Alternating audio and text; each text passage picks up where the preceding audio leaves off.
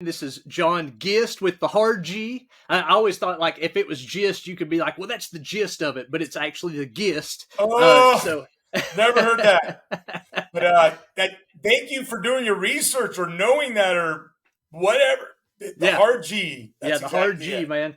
Doom Charts contributor since 2018, promoter at Vegas Rock Revolution, Planet Desert Rock promoter, which is the big baby, as we were just talking before this, creator, and host of Rock is Dead, or AKA the Gist List.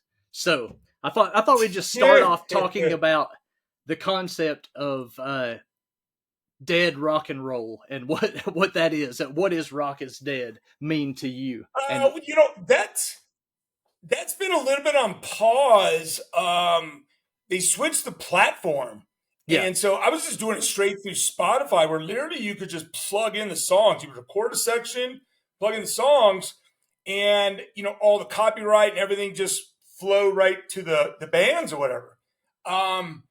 But they discontinued the partnership, so I haven't done it in a good while. But the concept behind it, it'll rise up like the phoenix at some point in time. The concept is I have a question mark after Rock is Dead, don't I? Yes. So that is me putting it out there provocatively, but at the same time saying it's dead. Well, listen to the Gist List and see what you got. See what you think here. And I got people to tell me all the time they want the show back because I think I compartmentalized certain range of stuff underneath the heavy rock scene that many liked or some liked. Never many. It's not like the show was getting a lot of listens. That's like I'm a numbers guy. I was in marketing and sales and ran big departments, so everything's numbers. And it's depressing when you really you focus on that a little bit. You're like, oh, there's no one even listening. And then if I post it too much, they're always gonna be like, oh God, it's that again. And they're gonna blow it off like they're not even think about it. They're like, so I don't miss that mental torture part, Bobby, at all. I like the way you phrase that, because that's almost in a way what it feels like. But I always tell myself, like, just like this conversation, you and I having a conversation is enough. If there was 20 people in the room with me, I'd be a little bit nervous about trying to entertain all 20. So when I see the 20 or whatever number it is, I'm like, hey, at least somebody was there for the conversation. And that's always been the way I've approached my podcast or anything that I've done in the past. As long as there's one person interacting with it, it works for me. One of the things that I do get nervous about is what you said. It's like you look at the numbers and you start to think, why isn't it working? And you got to understand in the back of your mind, like, no, it is working. You're sitting at your home using a Spotify playlist to put together this cool thing, and someone in the world found it. Yeah. So well, I mean, it's not even a playlist. You create your set each time. Yeah. So and you have to kind of map it out by sections, and I mean there was a pride in it for sure. But right now I'm pretty in deep, I would say, with getting things finalized. Final 2 months of Planet Desert Rock. Yeah, for sure. 5. For sure. Yeah. Well, just to put a bow on that, I really enjoyed the show because I like the way you pulled it all together. I like the way you talk about the bands and, of course, the things that you're playing in general, which one of the things we would probably we connect on is the heavy music, obviously, but there's like a large disconnect of just the amount of music that's out there. And I know you're not like really a super aggressive metal person, where I do like a lot of the aggressive, snarly vocals. I know you're like a clean vocal guy. So, but I love the playlist that you put together, and I think that the name perfectly fits the concept of what it is. That's why I wanted to start off talking about that, because I get people all the time that are like, oh man, I didn't know that this was going on. And first of all, I understand in a way that people get caught in this bubble, but I also, in the back of my mind, I'm like, how did you not know? I mean, I know we're not like in this huge thing, but the internet's accessible to everyone. So, yeah. Anyway, it's just a great concept for a name, and I loved what you did with it, which was really cool. So I hope that somewhere or another it can come back for sure. Yeah, it's been rattling around the head. I might do another variation, not a variation of the show, a different one coming up here. I've been kind of conceptually thinking about it. It's a little last minute, but might do one where I'm interviewing some people from some of the bands that will be playing at Planet Desert Rock. Because honestly, sometimes I was thinking about this just 3 days ago and I'm like, man, I got to make sure, like, what am I most proud about on Planet Desert Rock, right? And it's the curation. And so, of course, that's an ego-driven thing, really. I mean, it's my opinion, and some people are like, not, but I'm helping bands along the way. So what I thought about the other day is like, geez, I need to really accent on some of the amazing specific musicians in these bands, because I feel like some of them are all-stars or up-and-coming all-stars. When you start looking at their body of work, or in like Sons of Arcus' case, 2 albums, but literally they're bigger than all the other bands playing at Planet Desert Rock, I think, statistically, on plays on YouTube monthly. I mean, not YouTube, Spotify. Okay. Yeah, it's like 70, 80,000 people listening to them. And I was involved with the band early on, doing helping them up with promoting and advertising, like the very beginning. And so I'm really super proud of them. And their music was able to cross over. And when we did ads for them on Facebook, so many people liked it. We got so many new followers out of it and so many more listeners. I mean, people really ate up. It doesn't work for every band. And I've done very successful video view campaigns for bands. But Sons was easily one of the best. And same with Witch Skull. Yeah. Just to make people you could run the same ad for like 9 months. And it was such a broad enough spectrum. And you would move it down different parts of the world. So you get France, which was really big. So it was just fascinating to watch all that. But Frederic, they're from Montreal. He is very talented and very visionary on all this. He's humble. I can't wait to meet him in person. I've talked to him on the phone, done video and all that. And that first album for a debut album was like, holy frick, that was good. And it followed up with a great second album. I don't know if you had a chance, Bobby? Yes. It actually was one of my Doom Charts picks. The second album was, for sure. It made my list. Yeah. Such a great record. Yeah. Absolutely phenomenal.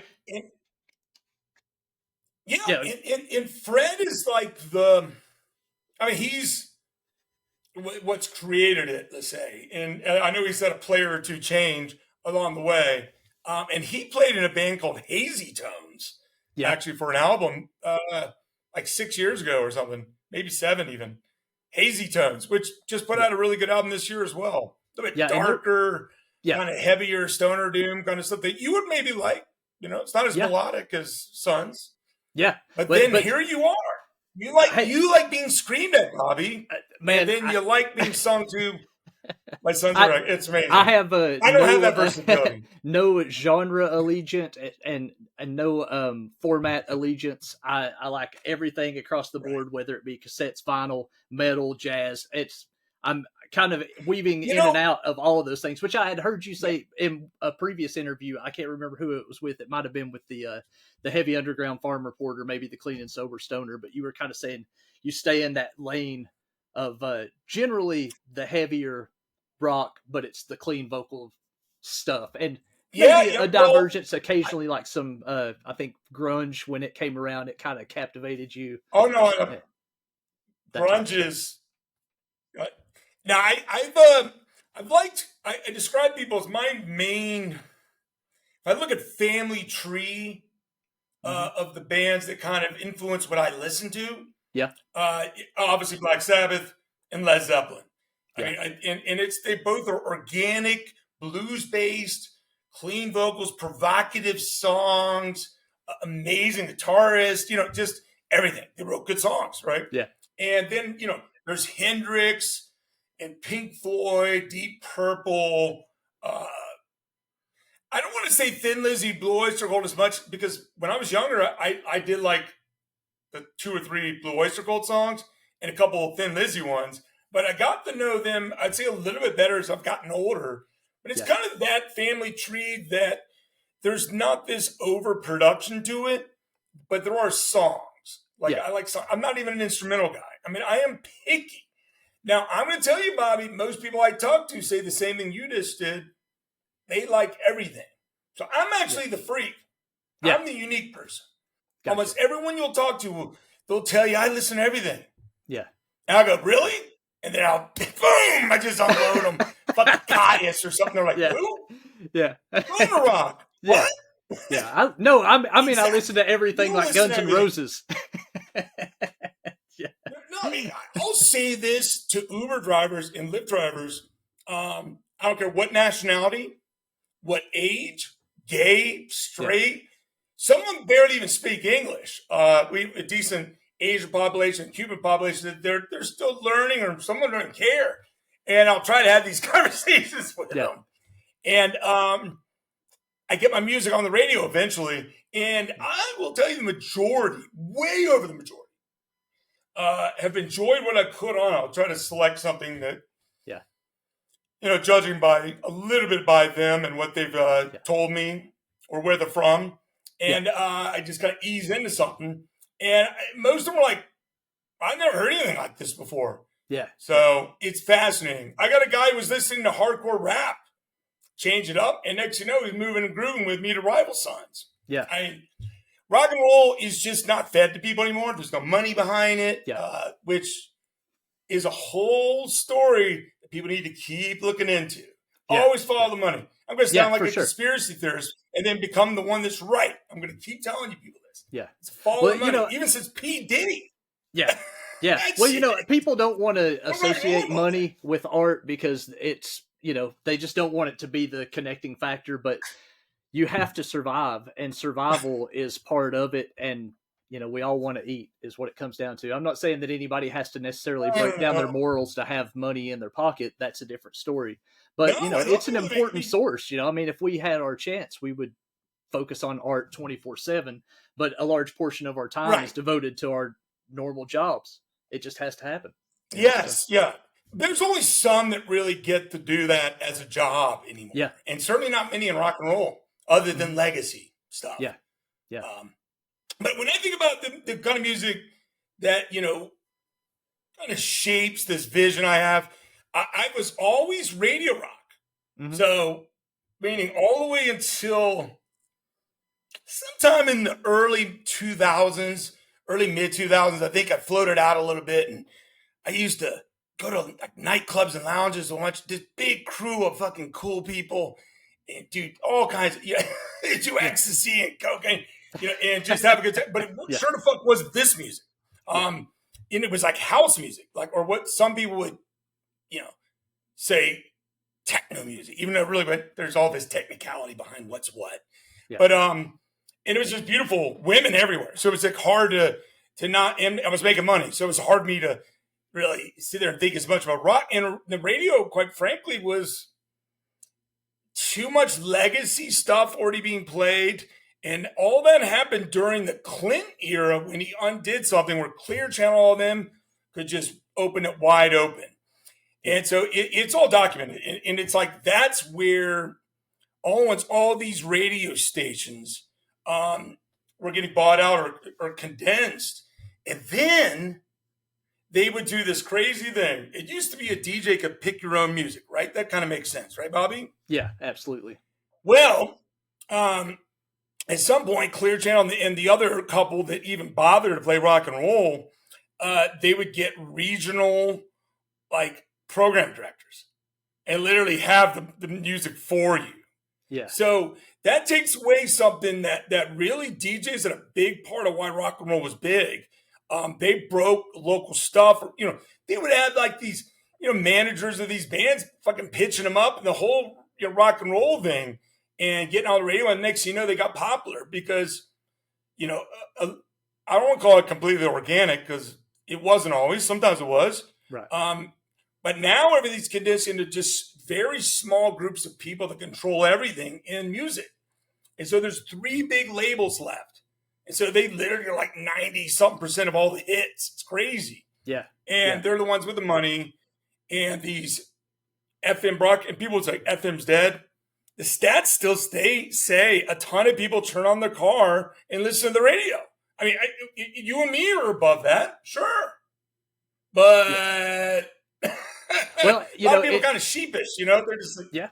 Well, I'm glad that we're talking about this. In fact, I wrote down a bunch of stuff that I might want to talk about just in case we had the chance, because I know we definitely want to talk about Planet Desert Rock for sure. And I got the list here, so that way, if I keep looking down, it's because I'm looking at notes, going, "Oh yeah, that's on the list." Right. Cool. I've got my own guest list right here. So what I wanted to talk about was the radio thing, man.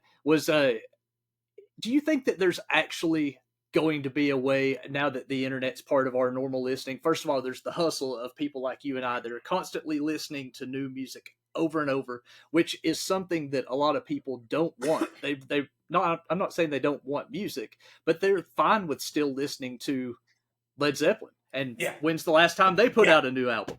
So nothing wrong with that. Right. But is there a place in FM radio for someone like yourself or myself who's digging up the new goods to say, you know what, I'm going to lay out this platform and I'm going to showcase the new bands? Or do you think that it will kind of be one of those 10 years after that album's out, there's finally enough people that are like, yeah, I dig that, like the Rival Sons I think you gave an example of.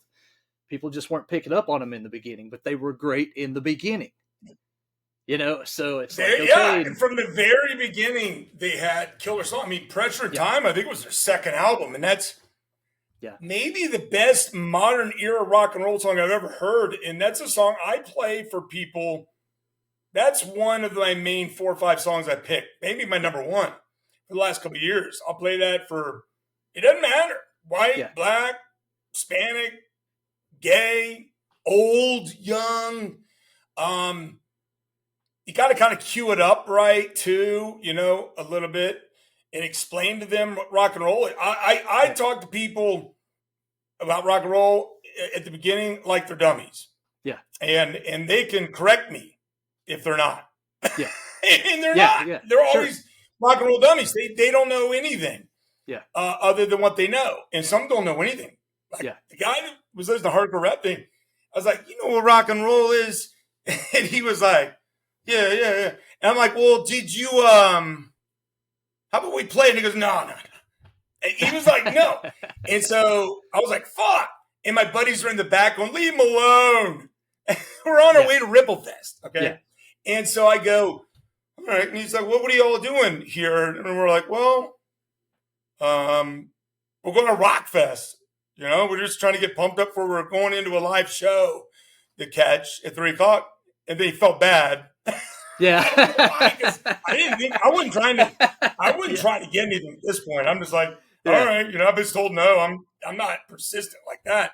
Next, I'm fixing it up. Rival Sons goes on, Pressure and Time. And I guarantee he's never heard anything remotely like that in his life. Yeah. Like, that's the truth. Yeah. Yeah. Well, I can see how that is too. Majority of people have no idea. I sometimes forget all of the years that I've listened to this music, that there's still people that may not have heard a lot of the things that I'm at this point taking for granted. I've listened to it all my life. I'm cool with it. I think everybody's got it in their music selection. And then I think this is another reason why whether people like the format or not, I think it's another reason why vinyl records kind of had a resurgence, because for the first time, somebody was actually sitting down and listening to a full album, because they had been hit with these singles over and over and over. It's their normal thing to listen to a playlist or a shuffle, or, hey, Jim's got a new song, a new single, or whatever. And then finally they actually put on a record, and it's the first time that they're going, you know what? The songs 2 and 3 are the real kickers, not the opener. And now all of a sudden they're getting into music in a different way than they ever have before. So that's the best way to do it. But if you look, Bobby, if you look at the overwhelming majority of people that listen to our music in particular, it's Gen X. Yeah. And so meaning you're in your late 40s, early 50s, late 40s to late 50s, in that range. I'm 55. I'm meat and potatoes right in the middle of Gen X. And we listen to albums, but we also, we had radio hits and 45s and everything else, but a lot of it was about albums. But I mean, the radio was so prevalent and had a lot of stuff coming in different directions too, that sometimes it was just about the hits. And so, but I think Gen X, Gen Y, I think there's a little bit of that ability to once they hear this and like this music, to then start getting the full albums. Yeah. Some people like they want one or two bands. That's all they want. It's like weird. Yeah. I know people that have jumped on, like if you think back to Tool, a lot of those people aren't really heavy rockers, but they have a lot of pride and they're like, we found this amazing thing. I mean, I'm a Tool. Yeah, I'm not like them, obviously, but I love Tool, and I think they're one of the best that's been put out since the '90s. And that's a full album kind of action. But some of those people, they'll just grab on to one band or two or three, and consider that they're like, I've found the best. I don't need to look for anymore. Yeah, which is weird. But people are doing that a little bit with All Them Witches and King Buffalo, all these bands that are kind of moved up. There's a bunch of those fans that are just now discovering that there's this whole other heavy psych stoner rock. Like they're entering in through Elder, All Them Witches, or whatever. And then they're finding there's all this other rock and roll music. Yeah. Others will just be like, I don't know. I'm just going to go to 10 all Them Witches shows this year. I'm like, I'm not going to go to everything else. Okay. Well, they wouldn't be disappointed for a month. Okay, so okay, So you mentioned like 3 or 4 bands. A lot of different preferences. Yeah, what's that? For sure. I was just going to say. So you mentioned somebody like digging into like 3 or 4 bands. So I'm going to use that as a jumping point for us to get into the Planet Desert Rock.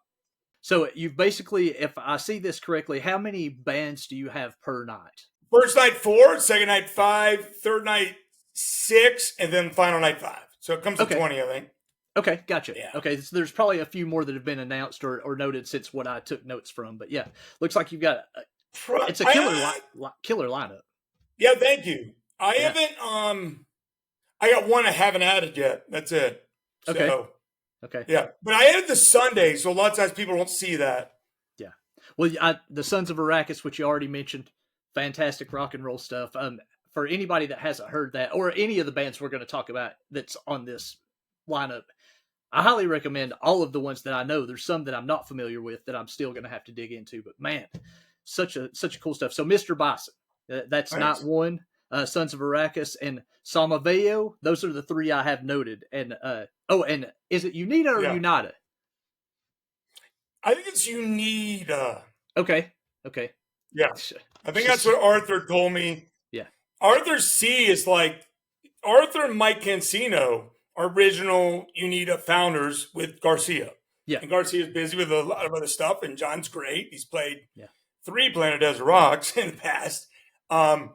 And, they brought on another singer, Mark Sunshine, which I've seen play 5 times, including Ripple Fest and SoCal Heavy Time. And the guy, you have live, and Arthur drives those songs with that guitar. Yeah. Well, you have a live clip of him on your page. I guess it's on the social media page. And I check that out, man. That dude's got the pops. He sounds great. He sounds great singing. Yeah. Oh, yeah. Yeah. Absolutely. Yeah, he's fine. Yeah. And it'll sound good. It'll be at the top rock club in town, one of the top in the country as far as sound. I mean, the room is put together amazing. The sound system is immaculate. Multiple areas where the guitarist or singer can walk up to and it'll light up even. Little things on stage. Light guy, 2 sound guys. And so, they're going to sound really dialed in. And I haven't even talked to them about how long the set. Shit. I like to tell them, dude, is this play as long as you want. I only got 4 bands. Is that the Count Vance? It comes down to rehearsal. It comes down to rehearsal and stuff like that with bands too. So I'm very cognizant of the production side or the pre-production side as well. That's part of what you doing this. It sounds fun booking bands, but the logistics and the really working together and collaborating with bands, venues, owners, it's a fair amount of work. I'm lucky that in my previous career, I was upper middle level manager running some pretty big departments and all that. So I had to work with a lot, certain people above me, and then to the side a ton. And then I had big staff on like 140 at its peak. So at least I'm a little equipped for that. But man, the music business is certainly a little flaky. Yeah. Well, that's one of the things that I always try to note whenever I'm talking with people about music, or if I get a chance to, I'll be like, reach out to the bands and the labels and let them know that you appreciate what they're doing, because there's a lot of stuff that's going on out there, like yourself doing promotions, the venues, people, not that they're doing it intentionally, they just kind of overlook the fact that this is not easy. It's, there's a lot of fun stuff in it. Don't get me wrong. Like we're doing these things because we love them, but there's a lot of really thankless, hard work that goes into this. There is. I'm Planet Desert Rock is only happening because of the people. Yeah. They're the ones that told me. They're like, "You're going to do this again next year. This is awesome. We love the vibe. You pick good music." And so when I did it this year, I mean, it was bigger than the year before. And there was a big swath of people like, "You got to keep this rolling. This is awesome." It gives us something in the middle of the year, at the beginning of the year versus the other times. A lot of folks will be going to Ripple. Some will go to, Desert Fest. I know a few, but a lot of those New Yorkers, they're not going to leave. They're like center of the earth itis, I call it. Same with LA. They're like, we're right here. We got everything. We're one of the most important places in the world. Or, some kind of weird mental mindset. But I got people from like 30 states and Canada, like a couple handfuls from Canada, and then like 3 or 4 different European countries, people coming over. So I'm honored. I mean, that's all. Like, I won't do it if people don't like it enough, and it's got to work mathematically. So each year is trended enough that the bills are probably getting paid, but barely or something, or maybe not. It's cool that you're bringing people together. I put too much work into it. Yeah. But in the end, I can't afford it to be a philanthropist because it takes too much work. Mm-hmm. So I gotta go out and figure out how to make some money in real life again at some point in time. But it's really, I like to not think about the numbers. I have to, but I feel so good about this lineup. You mentioned Mr. Bison. You familiar with him or no? Yeah. Right. Yeah. Killer. Great heavy psych album this year. One of the best albums of the year for me. So, okay. Yeah. I love that good heavy psych. It's kind of wanders in their newest album, wanders in the Elder, King Buffalo a little bit. I'd say a little heavier maybe, and then they brought in a multi-instrumentalist into the band. So one time the band was 3 Mateos. Every fucking one of them was Mateo. So when I met him, what's your name? Mateo. What's your name? All right, you guys fucking with me? Like, hey, John. And of course, I'm using a bad Italian accent, but whatever. Yeah. They still love me. So if we just fucking, just have a, I mean, I try to loosen those bands up when they get there, and we have a good time. I show them around. I give them the skinny as much as I can. By day 3, I'm probably not as talkative because I'm losing my voice. But we still, I just keep drinking water and smoke some weed once in a while, which doesn't help the voice, but sure help me mentally a little bit. But we just try to make it a good time, and so I'm really looking forward to seeing the Bison guys again because they played Planet Desert Rock 2. Unita, this will be the first one, but I've already had them for 2 shows over here. I go way back with Arthur and Mike from House of Broken Promises. They played the first show at a Vegas Rock Revolution ever put together. And so Arthur is salt of the earth. Last year I had the luxury of working with Mario Lally, Professor Jetson, and Yana Man, and he was so cool. He gave me things that he didn't need to. I'll give you money. But and so that's when people like that do that kind of thing, or people come over and they know it's going to be like, they get paid some, but it's, part of this thing. It's really an honor when you get cool people hanging out. And so it's great to have them back in the fold. And then Sons will be the first time Yeah, first time in the United States. They might play a show or two before mine. Okay. I can't remember. But yeah, so that's a hell of an opening night, I think. It is, man. It really is. It's gonna kick things off terrific. And then Night 2, which is the Ripple Music Showcase. So you got Fireball Ministry, Germ, Valley of the Sun, Fire Down Below, and Godzillionaire. So we were talking about psychedelic stuff just a second ago. I listened to some of the Germ stuff last night just to get pumped up for us to talk about this. And man, right. They're just so damn good. They just really are one of those bands. Yeah, it really is. That's the best way of saying it. It's so unbelievable how good they are. Epic. Yeah. Epic sounding. It's like this. Yeah. I think they're the most underrated band in the world. And I think if enough people heard, I mean, if you could put 12 of their songs from all their catalog on one album and give it, I mean, people would probably just die. Well, that 2018 album that they did was probably one of my favorites of the year. I can't remember the name, Ex Machina or something. So good. Man, and that's the one that had the Cultist. I think so. Yeah, Candlelight. Yeah, really good album. The recent one they put on Ripple, it's a very dark one. I helped get them over to Ripple. Well, that's the one I listened to last night was the newest, the 2022 release, whatever its name is. I can't remember. And it took me a little longer to get into it versus, I mean, I've liked everything they've done. And it was kind of so dark and epic, and it was during COVID era, which, wasn't a walk in the park for any of us. And so there were times where I shied away from it, Yeah. But they have songs that feel like a summery fucking breeze with a good buzz, and some of their early albums. I mean, Spirited Night for In Bloom, wow. Yeah. So I'm going to be fascinated to see what they play. Hopefully they don't, do some weird experimentation for 10 minutes or some shit, which is like when you want 2 songs. Yeah. You know what I mean? I'm thinking like that too. I'm like, you only have a certain amount of time. But I don't tell bands what to do. But I always think that way when it's happening. Right. Yeah. But I'm really, really honored that they jumped at it. I mean, it's a sacrifice for everyone. There's no money involved for any of us in this. Right. So... But when people do that, it's even more means a lot to me. Like, it's like, and it should mean a lot to people because they're the ones who are going to experience it and feel it. And I mean, people went bonkers last year for Black Elephant, or this year. Black Elephants, that show was super good at Vamped. Sandvice surprised everyone. No one had any idea who Sandvice was. I did. I'm like, this band's going to be popular. They're like literally... That music gets in the right person's hand, involved, with not the main record stations, but the independents. And that song probably could do it pretty good. And it just landed in Canada for something. Yeah. Like top downloaded somewhere. I think that Germ, I don't remember what the name of the song is, but it's the second track on the newest album. It starts off with just like the bluesy guitar part.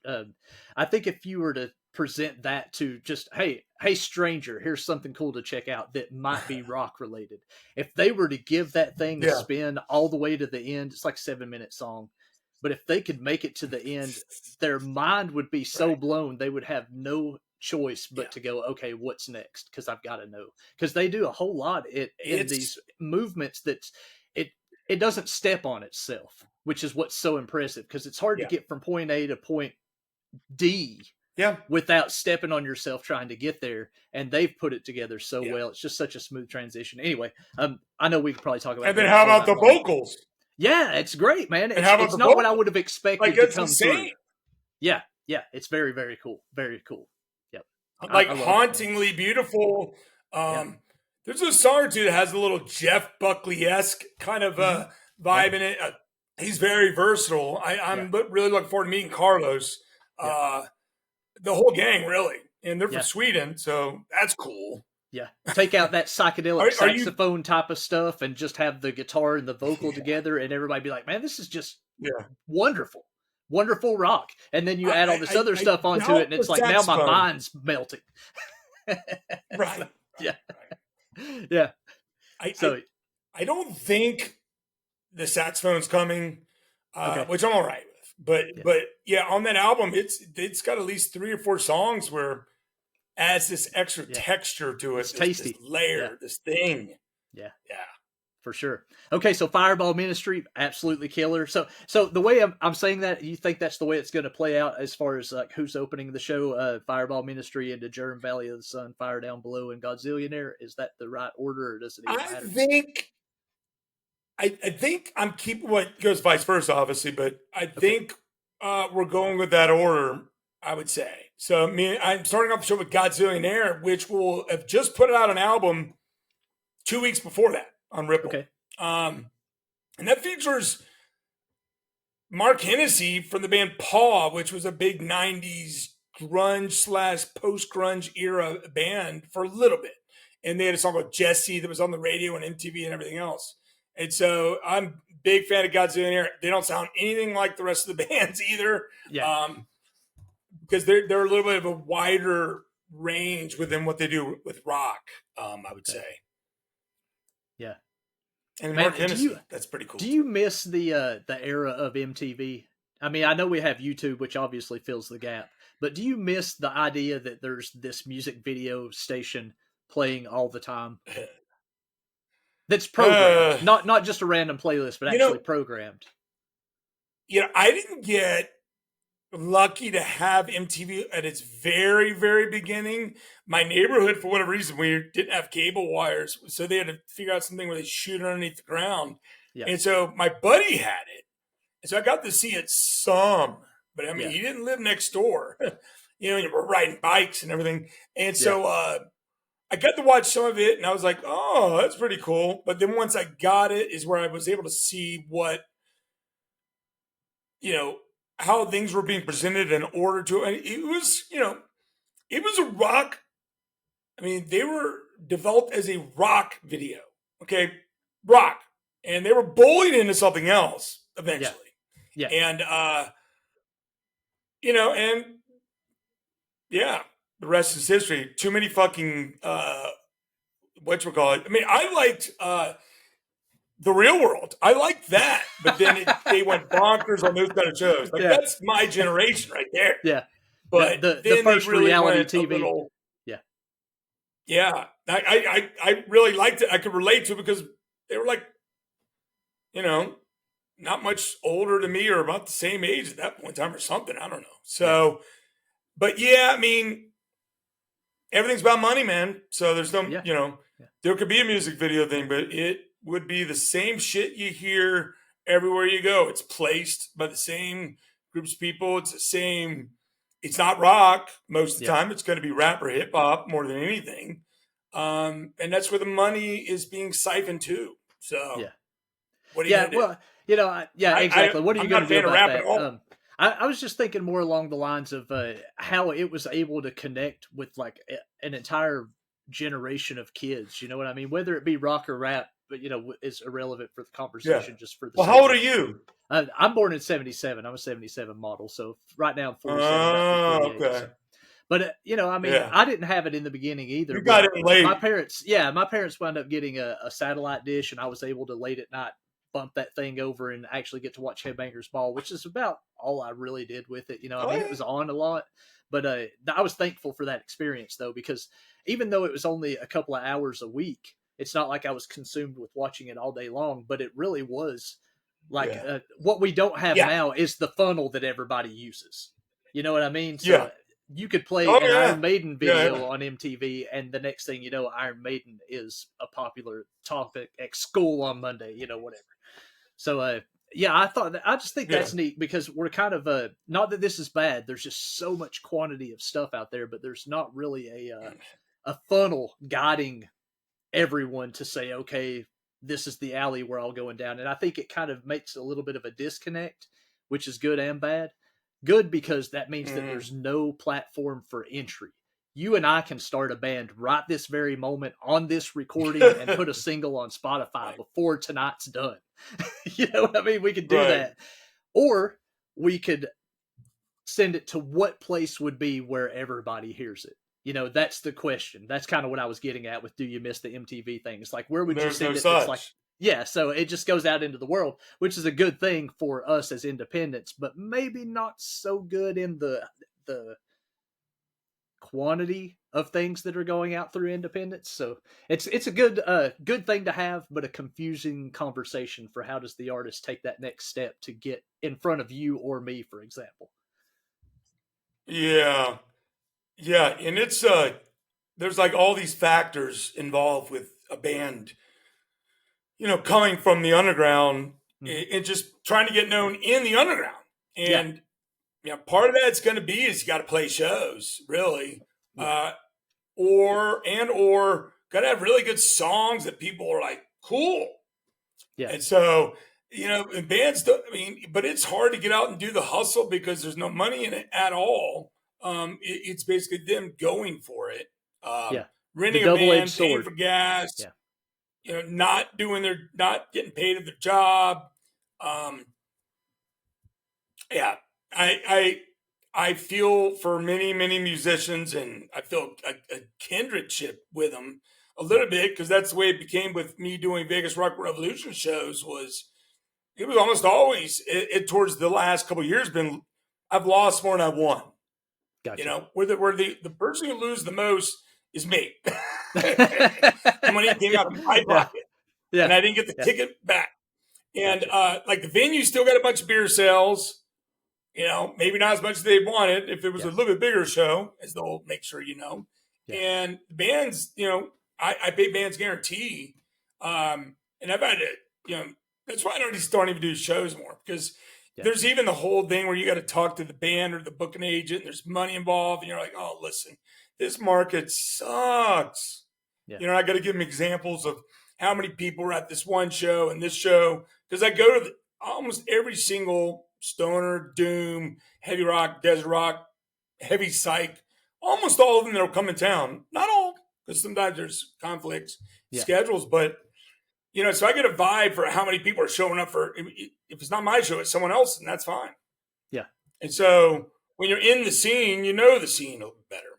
Yeah. And it just, so when bands agents start hitting you up, dude, there's bands in our big circle of the heavy rock underground on our branch that for festivals they want $40,000. Yeah, which is not going to happen. Well, you got to do the math, right? Yeah. Like, so if they're $100 a ticket or whatever, it means I had to sell 400 of them just because of them, just to pay them. Yep. Yeah, and I think that's something else too that people might need to understand about what you do. You have cultivated this thing that's like, okay, if I understand this correctly, and tell me if I'm wrong, you're looking for about 300 people to be in this room each night having the time of their life. You're not looking for 20,000 people in an outside arena. Hell no. Yeah. And 300 would be, I've only had over 300 once, and that was the first night I ever did Planet Desert Rock. It was a night called A Night with John Garcia. And this is way back in 2017? Late 2017.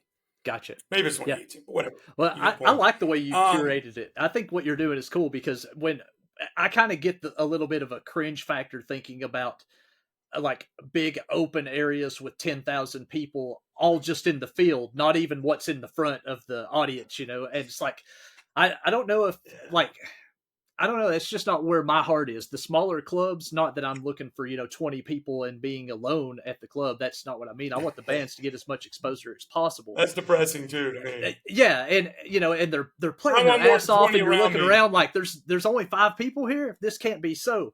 But, the way you've done it, 300 people in a room feels good. It feels really good. There's a lot of energy. Let's go with 200. Okay. Well, we'll just say 200. Yeah. Intimate rooms. Yeah. It feels good. Feels good. It'll be 250, I bet. Yeah. Some nights less. Probably the fourth night not as much. Probably probably would feel lucky with 100 something that night. Yeah. But it's been the whole trickiness is the size venues, and then you got to price the tickets. And my nightly ticket costs, which is much like what Ripple Fest did, are not cheap. Yeah. Because if I make it cheaper, then it didn't make sense for people to buy the 3-day pass. So you got the 3-day pass is a better value than them buying individual. Yeah. You know what I mean? So if you think about it from just like a yeah, go ahead. Sorry. Oh, I was just going to say, if you think about it from like you got to write this map down that shows. Yeah. Well, I'm looking at like say your band. I'm friends with you, and I want to come hang out with you and watch your band play. I'm going to pay $5 at the door or whatever. There's 3 other bands, so I'm paying. We'll just say I'm paying each of them $5, so that's $15 to get in the door. Okay, well now you start ballooning that out by however many bands you're getting throughout the weekend. And just say you're totally willing to say, if you'll play for me for 30 minutes to an hour, I'll give you $5 because I'm a fan of your band. Some people will be like, I'll give you $50 if you'll play for us. You know what I mean? So I'm just keeping the number small and saying $5 per band. If you multiply that out, think about what that ticket price is going to be. And then think about the value that you're getting in for that. I don't know if that's the way you could look at it that makes it more logical to say, hell yeah, I'll pay that ticket price. That's the price I'm going to pay to see this entire event. That makes sense to me. But and Bobby, I love it. You're breaking down some math stuff that I was in the resort industry for years, and they broke it down to the simplistic numbers even many times. And I've gone there with a couple little snippets on some stuff, something I could revisit. But it's just the whole thing is tricky because some people will only know a couple of bands. Right. And like, I don't want to pay for the other bands. I don't know who these other bands are. Yeah. I might not like these other bands. Like, whoa, slow down. You know? But you can't have one without the other 4. I think you'll like them. Yeah. But then, they're like, I don't know who they are, so I don't know if I'm going to like them. I've had people say things like this to me. I'm like, okay, well, you trust me, you don't. This is my 5th year doing it. And this is like my conversation I have with locals because they do not support this. Really? Okay. That's strange. They're horrible. Yeah. No, they're horrible. We have a horrible stoner doom scene here, like real bad. Okay. Like there's one good band, Sonolith. Okay. And they're my buds, and they played 3 out of 4, Planet Desert Rocks. But there's not a lot of people go out. Now, Sonolith did a record release show last Saturday with Cobranoid coming in from Denver, and they had 90 tickets sell. Yeah, they had 90, so that was good for Vegas, and that's a Saturday night. Okay, so that's one of the questions I had on my list that I wanted to ask. So I had heard you say something about the local scene there before, which really surprises me. So you're pulling all of these people together into your area. And in that process, you're saying, but we really don't have that kind of a thing going on here. Not a lot of support for it. So it's really cool that you're willing to step out and be like, you know what? I'm doing it right here. I don't care. This is the cool venue, the cool place. We've got the sound. We've got the comfort level. And the people, obviously, that are willing to come in and support it. So I think it's neat that you're not saying, well, I need to go somewhere else to make this happen. You're saying, no, I can make this happen right here. And if the local doesn't get on board, that's not. No, I've been offered. I've had people ask me to do it in their area, and I'm like, well, maybe. Yeah, but here it's not a lot. I mean, there are people that I've seen at other Stoner Rock shows that I didn't even see at Planet Desert Rock one night. Gotcha. So that's how bad it is here. Okay. And maybe they don't like when I ask them, hey, you want to come?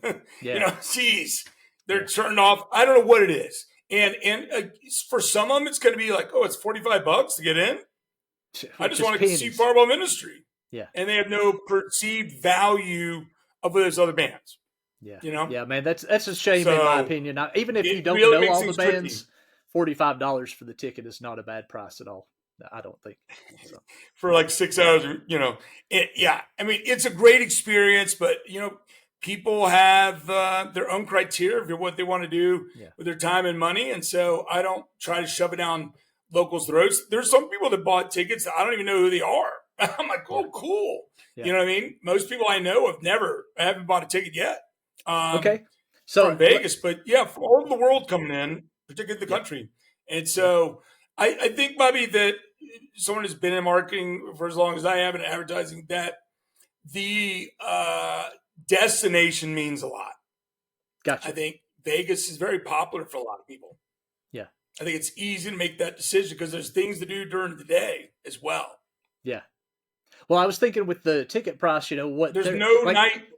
If it was you and I and a couple of other local bands and we're saying $45 at the door, I could understand somebody going, nah, I'll catch them another time. But we're talking about, I'm going to go into night 3, which is February 1st. So we've got Moss Generator, Solace, Sergeant Thunderhoof, Omega Sun, Green Desert Water, and it says plus one more to be announced. I don't know if you've announced that or not. But we're talking about Omega Sun from Slovenia, Green Desert Water from Spain. Yep. It's not like they're going to be able to go out next Monday and see these guys. So you're really pulling it together in a cool, very cool way. Very cool way. 3 of those bands and Sergeant Thunderhoof. Well, Green Desert Water and Thunderhoof are playing exclusive United States shows, meaning the only show they're doing are these. Yeah. Same with Fire Down Below as well. Okay. And someone else even in Germ. Now, of course, everyone, they see they're coming to Vegas. They're like, come to LA, come to New York. Oh my God, you got to come to Atlanta, Georgia. Someone would be like, you got to come up to Edison, New Jersey or something. You're like, what the fuck? Lafayette, Georgia. Come on down. Come play my living room. We'll get you down to Walt's Pizza for sure. They'll do it. Yeah. Yeah. So there are people that last year bought tickets to get them going because of Black Elephant and Space Slug. Okay. Space Slug was a big deal to a lot. It was a big deal to me. I was surprised that we made it happen. And so I wanted to keep that kind of uniqueness of having these kind of bands. And I went a little bonkers. I mean, 8 international bands is not – I did that once before and I got destroyed financially year number 2. I lost tens of thousands of dollars, Bobby. It was horrible. I've never made up for that deficit idea within the business. So, but I just like, Sergeant Thunderhoof. I mean, I almost had him playing this year, but then he's like, oh yeah, I'm getting married. I'm like, okay, well, how about the next year? And he's like, yeah. He asked me, I think, how about the next year? I'm like, if we're still doing it. So I already have at least 1 or 2 bands for 2026. But Sergeant Thunderhoof followed up with them, and I've been a fan of them, not a massive fan until this last out, not the album that just came out, but the one before that. Okay. And that one drew me in and back in to go play the other stuff again. And then I'm like, oh, I get it. So good. And then the new album is, you already say it could be one of the albums of the year, many are saying. So great stuff. I've liked all of the stuff that I've heard from them since, I guess it's 3 albums back, something like that, is where I got hot to them. Yeah. And man, just what better quality could you ask for? It's great rock and roll. It's good. You can really, yeah. What an amazing singer! Mm-hmm. Really good singer, Dan is. They did a split on Ripple with Howling Giant, and it was literally one song on each side of the split, and they're like 20-minute songs. Yeah. Really cool. Howling Giant's a good one too, man. It's just a great team. For sure. They are. Okay, so great guys. Yeah. Always enjoy hanging out with them. Man, so Solace, I'm not sure how many years they've been together, but I remember years ago on the stonerrock.com finding out about them. And I guess Jad had put out 99. Is that when they started? Okay. So I think the Meteor City is the release that I first found out about them. So that's been a long time ago. I could be wrong about that, but maybe I'm just connecting stonerrock.com with that. Sounds about right to me, but okay, that's what I was thinking. But if I'm wrong, I apologize for being wrong. But either way, they're adjacent to each other at the same timeline. And when I seen that on the list, I was like, dude, yes, this is awesome. This is really awesome. No, again, we're cycling back around to that earlier conversation where we were saying someone's listening this many years later. It's like, okay, I'm glad that more people recognize this name because they deserve it. They're good. They're really good, and they are still going and still really good. Yeah. They haven't been massively active other than regional. And, Okay. they put on an album, which I thought was exceptionally good. Yeah. The last one with the newer singer, even, I don't know, 2018, maybe 2019. And it was very, very good. And they've been pretty quiet, And so when I announced the festival and everything else, I think they made a comment to me, and they were on like a little bit of a. The way I curate it is I write a short list just of what I want, not what people asked, just kind of my vision of here's a man's been made pick from. And they were one that was on there. And so when they hit me up, I was like, oh. Yeah. So we talked it through, and next thing you know, they're touring from Jersey to Vegas and back. Killer. And that was the universe calling. I mean, it's like, yeah. They're a stoner metal band. You know what I mean? Yeah. Yep, for sure. I mean, they're really bringing, if you look, them and Moss Generator have a lot of history in the scene. Tony Reed from Moss Generator. So those two alone, and then the final band I bring in will have a guy that he's been around for a while too, we'll say. So it's really cool to have some of the core, some of the base of this scene that's continued over decades. Yeah. Still in there. And then Omega Sun is a band that's coming back, and Green Desert Water both have played Planet Desert Rock Volume 2, and everyone loved them when I brought them in. There were a bunch of people from Caius World came out for Planet Desert Rock 1 and 2, and they really liked those bands. And the bands played like one day before Stoned and Dusted over in Yucca Valley. Me and Arthur C. put something together and had 4 of those bands playing. And people were like, whoa. Yeah. And Green Desert Energy, Green Desert Water, I just call them Green Desert Energy. Yeah. They are highly infectious, groove-oriented, big energy. They're opening Saturday's show. I'll tell you that right now. And I think I got Omega Sun's going to close it. I'm going to go less conventional.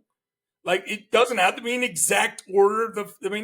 Some people want to tell you that. It's a lot of times it's old school people, but I may be old, but I'm not necessarily always old school. Yeah. And so I think Omega Sun is a cool finish. It's a heavier one.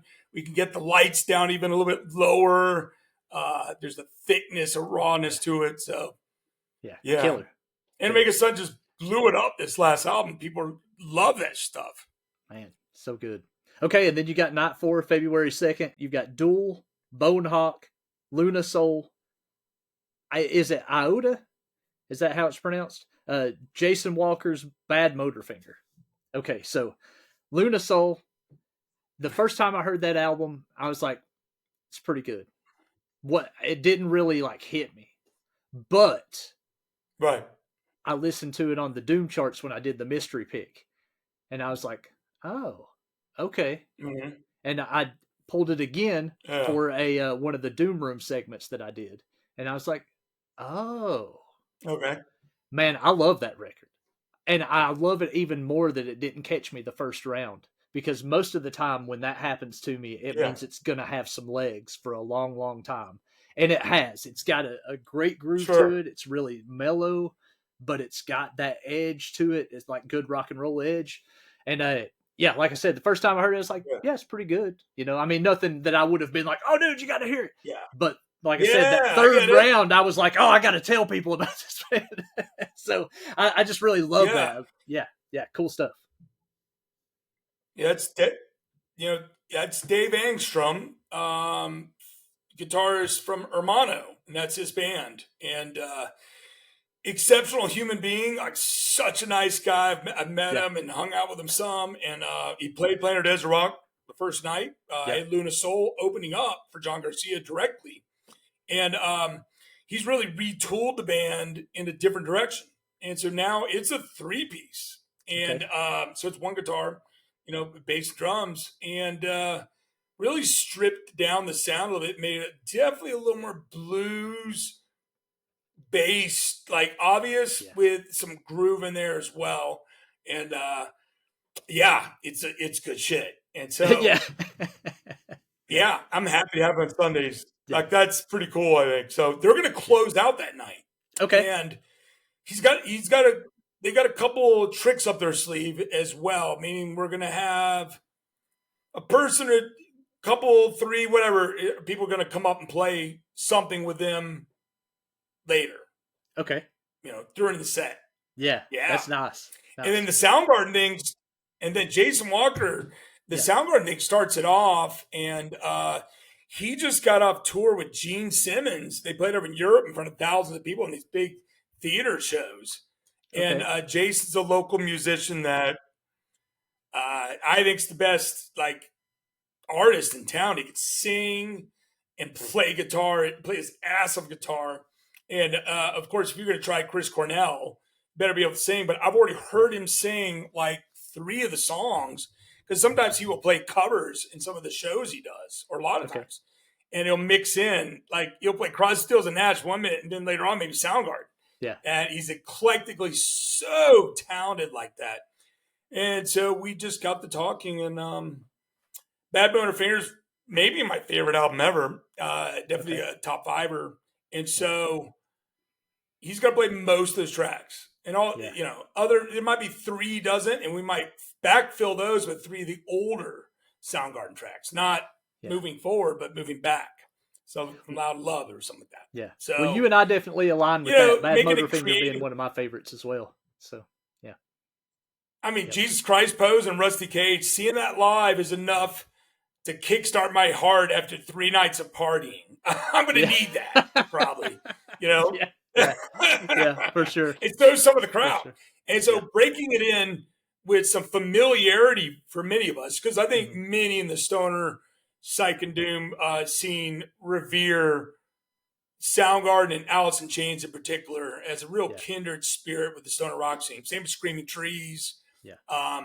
And so I think that I think it's going to be cool. And then having Bonehawk finally over here. Yeah. I've championed them for a while. They should be ridiculously more popular. They have so many cool 2-guitar action songs and catchy, fuzzy, laid-back vocals that make it happen. Yeah.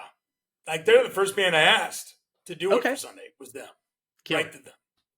Kill it. Yeah. So one that I didn't know, I don't know guitar action, then there's Duel. Okay. Yeah. Killer stuff. Oh. Yeah. Well, I'll say let's do Duel, then I'll do it. So with Duel, know Tom from way back. He's played 2 different Vegas Rock Revolution shows, and I've met him. First time I ever met him, it was at this thing he did at the Spider Lounge in Austin, and I went to it. I traveled in I was meeting up with some friends, and I went and did it was all day stoner rock and doom. Bands I knew even. I was like, cool. So I show up, where's Tom at? And they point me over to him. He was in this little area. Really wasn't a VIP area, but they had a keg. Yeah. Yeah. I mean, it's a bar thing, but they had a keg. It was for the bands and the promoter or something. So you just go over there. Yeah, he knows who you are or whatever. And so I go over there, and I'm like, what's up, man? And I had short hair at the time too. And it was within a minute, he goes, here, and gives me one of those those smoking pipes where you front load it. Yeah. So it's this big, this big, a small little, and like that. I'm like, good God, boom! I'm just smoking this massive flame. The bowl's this big. And then me and Tom hung out for a while in the middle of the day, fucking stone, Yeah. It's rock and roll, man. So, he's been a cool cat ever since, and I'm really excited to have him. Their latest album is heaviest they've done by far. Yeah, really enjoyed it. Heavy compared to the other stuff. It's got metal in there, more than ever. So you don't know who Iota is. Man, okay, I'm saying that because I'm looking at it and I go, I just don't think I know this band. But that's one of the things that I think is kind of a downfall of what's going on with such a massive amount of music being around. Because you can ask me what I listened to yesterday, and if it wasn't that Germ album, I've forgotten already. It's like sometimes it just slips through the fingers, and then somebody else will be like, "Have you heard this?" And I'm like, "No, I don't know what you're talking about." Like, you need to check out so and so album, and I'll pull it up and press play. It's like, "Oh yeah, I know this. This is great," but you don't really get like a lot of time to like consume and let it really settle in. Like, we'll just say years previous before, when you kind of buy an album on Friday and that's all you listen to until next Friday. So but yeah. So tell me about it. I don't do that. Okay. That's not something that you do? So I don't do that. Okay. No, I have many friends that play their stuff to death. Yeah. I like to nurture like a beautiful little thing and hold it and not burn it out, because I get burned out. Gotcha. I get burned out, Bobby. Yeah. And I took off like 5 to 8 years off of Led Zeppelin at one time, where I did not want to hear any Led Zeppelin. I would never think about playing it because I just heard it so much. Where I grew up was one of the first areas where they had a thing called classic rock station. And our regular rock station was already playing Zeppelin, so the classic rock station did too. Yeah. So it was so much Zeppelin that I went from, being burned out quite a bit. Yeah. But it was after years. I mean, 3 out of my first 4 CDs were Zeppelin. Yeah. But nowadays, man, it's tougher to get in this kind of, you almost have to do it on purpose on how you balance all this stuff out. Really, it's not easy, and there's no rhyme or reason to it because everyone's different. Yeah. But on Iota, they put an album out like 18 years ago on Small Stone. I've never heard of them. Never heard of them before that. Never heard of them. But then they did one this February or March, and it was a Doom Charts band too. Landed on the Doom Charts, played on the Doom Charts Countdown on the Doomstone show that I'm part of. And I was like, wow, this is different. Yeah. And I've been digging it ever since. They're from Utah, which, they could drive here or very quick, easy flight. Yeah. And I had them on my short list for Sunday, and then they hit me up. Gotcha. A message. I'm like, God, it's weird. Man, that's so cool. Thinking about you guys. So then I felt like it was fate, and just popped them in there. Yeah. Once again, the universe calling, man, making it happen. And you mentioned they're a Doom Charts band, so I've obviously read about them, probably even listened to them, and it's still spaced out. So, and what I was talking about, like buying something and listening to it all week, of course, I'm referring to like in the 90s when you'd save up your lunch money and go buy something on Friday. I get it. Yeah. But yeah, that's, man. Yeah. I can't tell you how much I appreciate just the effort in doing this, period. If you were doing it one time, I would be amazed. This is the 5th one, and I think it's great, man. I just think it's really great that you're pulling all this together. I did want to talk about something that I haven't heard talked about in some of the other things, are the sponsors. So, Youngblood, is it Youngblood or Jungblood Graphics? Jung, and that's Alex from Sonolith. Okay, and so he does some of the basic stuff that's on the Facebook ones, some of the events. Yeah, and the main poster so far. They look great, man. They look great. They're all really fluid. The color, the style. It's just amazing. It's well put together, and it all has a uniform appearance that just really pops out when you see it. Yeah. I think it's good stuff. And then the individual posters are done by Joey Riddell, who's from the band Fuzz Evil. And so, we've put out the first and second one. People are just fell over backwards on the first one and are like, whoa, the second one's wild. So he's done my poster work and shirts a number of times over the years, including the first year. Nice. First, second year of amazing posters that he did. So I hope Joey comes over. I told him, come over. I'm going to put some money in your freaking Venmo. Just come over here and enjoy this thing. Kill it. So, man. It's just, some people, you gotta pull people out sometimes. People have a default pattern to stay in. But Joey did go, I think, the first year and blew it out and had a great time. So I hope he joins up. One of the sponsors is Ripple Music, and Todd Severn and I have a long-standing relationship, friend-wise and professionally. And it was a no-brainer to put a night. It was my idea to put a night where it's just Ripple bands. Like he in no way goes, John, what do you think? Because that would have been like, oh God, I can't believe. But it was something I thought of, and that's how much gratitude I have. There's such a label that has given me so much good music.